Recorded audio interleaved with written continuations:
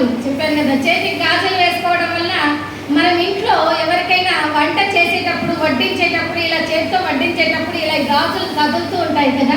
ఈ గాజులు కదలడం వల్ల అక్కడ ఉన్నటువంటి చెడు బ్యాక్టీరియా అంతా కూడా దూరం వెళ్ళిపోతుంది.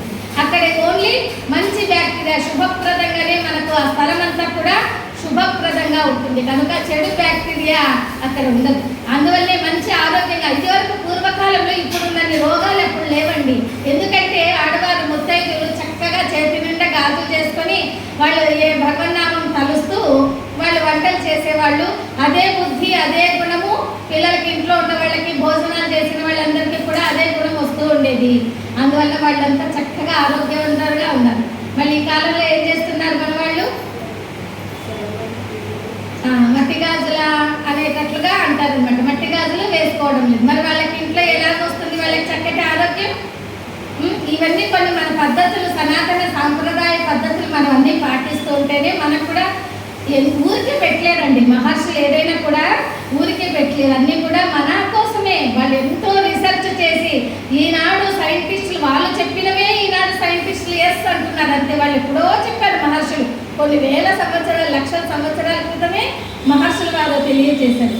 అందుకనే మనం ఈనాటికి కూడా గాజులు ఏం వేసుకోవాలమ్మా? ముఖ్యంగా మనము స్త్రీలు ఎడమ చేతికి 10 గాజులు ఉండాలి, కుడి చేతికి 11 గాజులు, మొత్తం 21 గాజులు ఖచ్చితంగా ఉండాలి. జై బలో శ్రీమతాకి. ఆ విధంగానే కాళ్లకు పట్టీలు పెట్టుకుంటాం. అవునా? ఎంత ధనవంతులైనా ఎంత కోటీశ్వరులైనా కూడా బంగారాన్ని నడుము వరకు మాత్రమే ధరించాలి. నడుముకు కింది భాగం పాదాలకు ఎప్పుడు కూడా బంగారపు పట్టీలు కానీ బంగారు మెట్టెలు కానీ ధరించమే కూడదు. అలాగా ఈ బంగారపు పట్టీలు మెట్టెలు ధరించడం వల్ల ఏమిటి అంటే ఈ పాదాలకి మనకి మోకాలి దగ్గర నుంచి ఒక నర్వ్ ఉంటుందండి, ఒక సియాటికా నర్వ్ అనేది ఉంటుంది. ఆ నర్వు 2 భాగాలు, అంటే కింద మడమల వరకు ఒకటే భాగంగా ఉండి ఆ నర్వు అక్కడ 2గా ఆ నర్వు ఒక పాదం, అంటే పాదం దగ్గర ఒక నర్వు అలాగే ఉండిపోతుంది. ఇంకొక నరము కొంచెం ముందుకొచ్చి మన పాదానికి ఉన్నటువంటి 5 వేళ్లలో బ్రొటన వేలు పక్కన ఉండేటువంటి వేలు దగ్గరికి ఆ నరం అలా వస్తుంది అన్నమాట. అందుకని ఆ నరమును ప్రెస్ చేయడం వల్ల మనకు యాక్టివేట్ అవుతారని ఆ వేలికే పెట్టెలు పెట్టుకుంటూ ఉంటారు.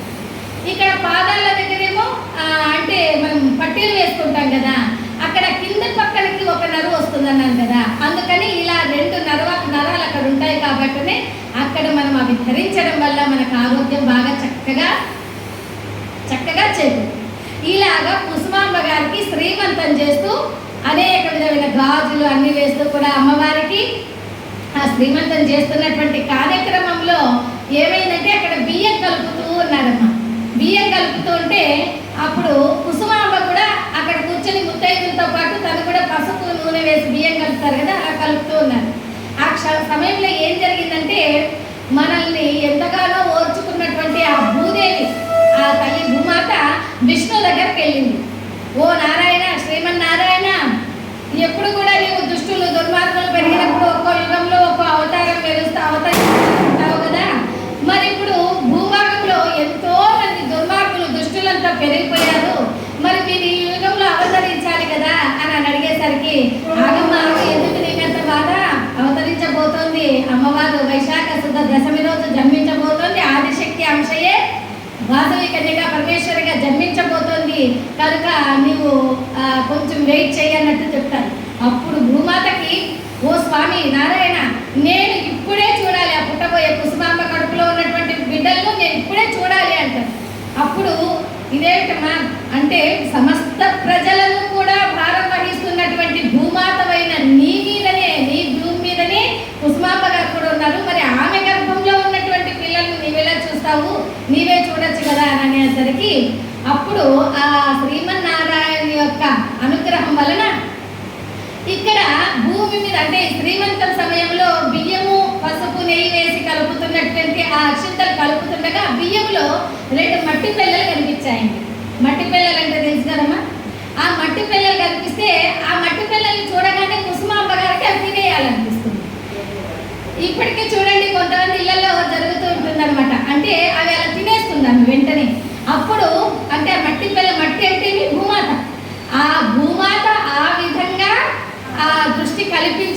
తినాలని కోరిక పుట్టించి ఆ కుక్షిలోకి అంటే పొట్టలోకి కుసుమాంబ గారి పొట్టలోకి వెళ్ళి ఆ జన్మించబోతున్నటువంటి ఆదిశక్తిని తన సోదరుని కూడా ఇద్దరిని శిశువులను చక్కగా ఆశీర్వదించింది భూమాత.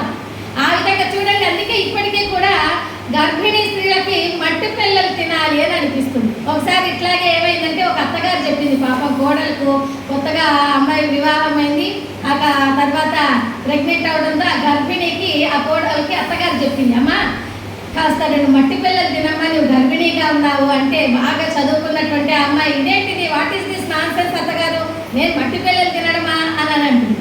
అప్పుడు సరే సరే అమ్మా అదేం కాదులని వాళ్ళ మామగారు వచ్చి, సరే అమ్మా నువ్వు పాలకోవా తింటావా, ఏం తింటావు నువ్వు, ఖాజా తింటావా, బర్ఫీనా, బాదుషానా, నువ్వు ఏం తింటావు అంటే అమ్మాయి ఏదో చెప్పింది తెచ్చిచ్చాను.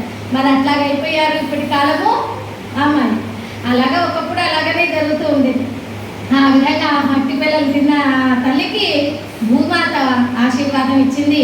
ఆ తర్వాత ఇక ఒక శుభ ముహూర్తాన వైశాఖ మాసం శుద్ధ దశమి శుక్రవారం రోజున ప్రాతకాల సమయంలో ఆ అమ్మకు కుసుమాంబకు వేదన పడుతుంది, ప్రసవ వేదన. ఆ ప్రసవ వేదనకి ఇక ఆమె ఎంతో బాధపడుతుండగా మహారాజు కుసుమశ్రేష్ఠి గారు చెప్పారు, ఓ సైనికులారా, ఓ సేనాధిపతులారా, మీరు వెళ్ళి అంటే పూర్వకాలంలో డెలివరీ చేయడానికి ఒక వీళ్ళు ఉండేటువంటి మంత్రసాలలు, తెలుసా మీకు అబద్ధం తెలుసో లేదో అని ఆలోచిస్తున్నాను. మంత్రసాలలు ఉండేవారు, వెళ్ళి మంత్రసాలలు తీసుకొని రానన్నారు. అప్పుడు వాళ్ళు అబ్బా ఈ చలిలో ఎక్కడ ఉంటారు మంత్రసాలలు అనుకుంటూ వచ్చారు ఆ సేనాధిపతులు.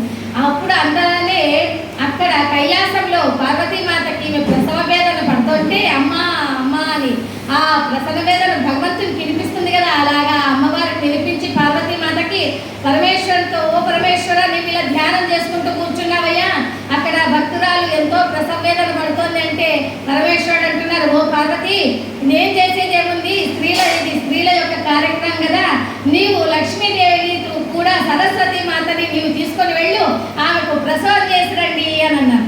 త్రిమాతలు గదిలో వచ్చారు, కుసుమాంబ గారికి ప్రసవం చేయడానికి త్రిమాతలు గదిలో వచ్చారు. ఆ త్రిమాతలు కూడా కలిసి వచ్చేటప్పుడు వాళ్ళు అడుగుతున్నారు లక్ష్మీదేవి, సరస్వతీదేవి, పార్వతీమాతను, ఓ అమ్మ మళ్ళీ ఇప్పుడు ఇలాగే వెళ్ళడానికి లేదు కదా, లక్ష్మీ సరస్వతి పార్వతులు దైవ రూపంగా వచ్చేస్తే ఇంకేముంది ప్రజలంతా, అందువల్ల వేషం మార్చుకొని రావాలి కదా వాళ్ళు అని, ఇప్పుడు ఏ వేషం వేసుకుందామన్నారు. అప్పుడు పార్వతీమాతను అడుగుతుండగా లక్ష్మీదేవి అంటుంది, బ్రాహ్మణ వేషం వేసుకుందామా అని. అప్పుడు వాళ్ళు ఏం చేస్తారు, మరి బ్రాహ్మణ వేషంగా వెళ్తే అక్కడ ఉన్న వాళ్ళు, అమ్మ ఇంకా ప్రసవం కాలేదు, మీరు అలా ఆశీనులు కండి, బ్రాహ్మణ తాంబూలాలు, బ్రాహ్మణ ముత్తైదు తాంబూలాలు తర్వాత ఇస్తామని మనల్ని కూర్చోబెడతారు, కానీ కుసుమాంబనే అంతఃపురం వరకు తీసుకెళ్లారు కదా అంటుంది పార్వతీమాత. సరే మరి ఇప్పుడు ఏం చేస్తామంటూ క్షత్రియ మాతలు పోదామా అని అంటుంది ఇంకా అమ్మవారు.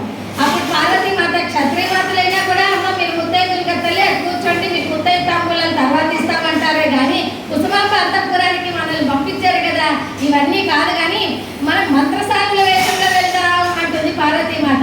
ఆ విధంగా ఆ మంత్రసారుల వేషంలో ఆ త్రిమాతలు కూడా అక్కడ దిగేసరికి అక్కడ ఉన్నటువంటి ఆ సేనాధిపతులంతా వచ్చి, మీరు మా కోసమే ఇక్కడ ఉన్నట్టున్నారు తల్లి, వందనమమ్మ, ఇలాగ కుసుమాంబ గారు బాధలు పడుతున్నారు, ప్రసవ వేదనతో ఉన్నారు, రాజుగారు పంపించారు, మీరు రండి అని వాళ్ళని పిలుచుకొని వెళ్తారు అంతఃపురాన్ని.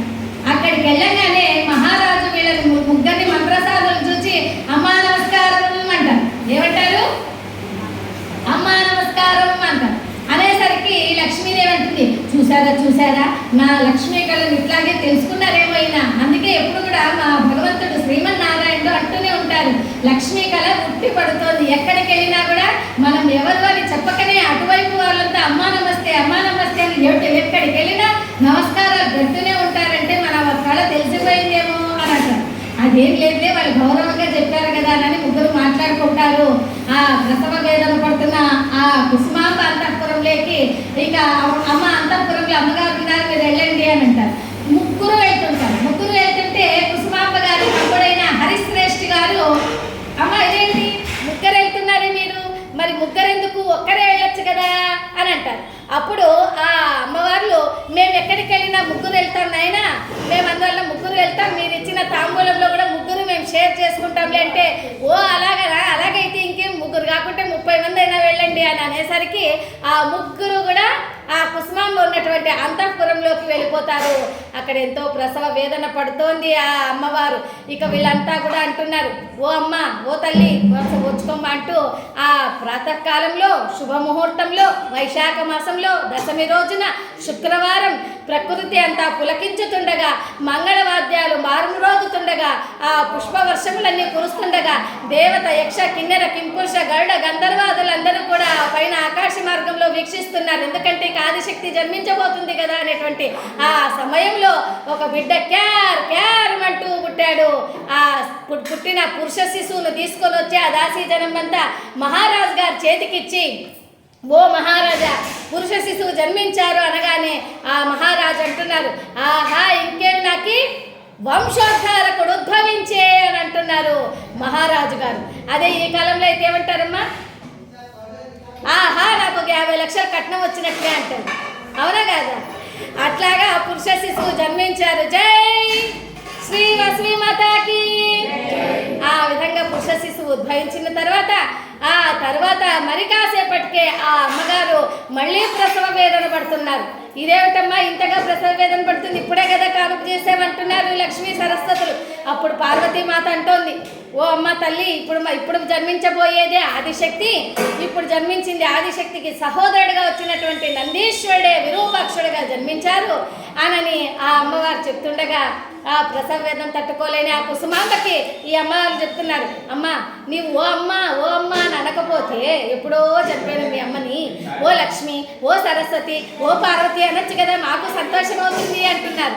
అలాగేనమ్మా అంటోంది ఆ లక్ష్మి, అమ్మ తల్లి పార్వతి అంటూ ఆ లక్ష్మి త్రిమాతలను తలుచుకుంటోంది కుసుమాంబ. ఎందుకంటే త్రిమాతలే కలిసి వచ్చారు కదా కానుక చేయడానికి, పోయడానికి అన్నట్లుగా ఆ తల్లిదండ్రులకి వాళ్ళకి ఎంతో సంతోషం అవుతుంది. అదే సమయంలో అంటూ ఒక స్త్రీ శిశువు జన్మించింది. ఆ స్త్రీ శిశువును, పుట్టిన శిశువును తీసుకొని వచ్చారు ఆ దాసీజనం మహారాజు గారికి శుచిగా శుభ్రతగా చేసి ఇవ్వగానే ఆ శిశువుని అందుకున్నటువంటి మహారాజు, ఆహా, మా గృహలక్ష్మి, మా ఇంటి మహాలక్ష్మి అవతరించింది అని చాలా సంతోషపడుతున్నారు. అదే ఈ కాలంలో అయితే, అమ్మ బాబో ఇప్పుడే 50 లక్షలు మనం డిపాజిట్ చేయాల్సిందే అనుకుంటారు. అవునా? అలాగా ఆ పుట్టిన శిశువుకి తీసుకొని మంచి శుభ్రతగా చేసి ఇస్తున్నారు. చాలా సంతోషపడుతున్నారు కుసుమాంబ దంపతులు. ఈ పుట్టిన శిశువులకు కుసుమాంబ గారి సోదరుడైనటువంటి హరిశ్రేష్ఠి గారు విరూపాక్షుడు పుట్టగానే ఒక బంగారు ఊయలను, వెండి ఇవి తాళ్ళు ఉండేట్లు, వెండి చైన్లు ఉండేటట్లుగా బంగారు ఊయలను బహూకరించారు. ఇక ఆదిశక్తి జన్మించగానే వెండి గొలుసులతో ఉన్నటువంటి ఆ బంగారు ఊయలను కానుకగా ఇచ్చారు హరిశ్రేష్ఠి గారు, కుసుమాంబ గారి తమ్ముడైన హరిశ్రేష్ఠి గారు. జై భోలో శ్రీమాతాకి.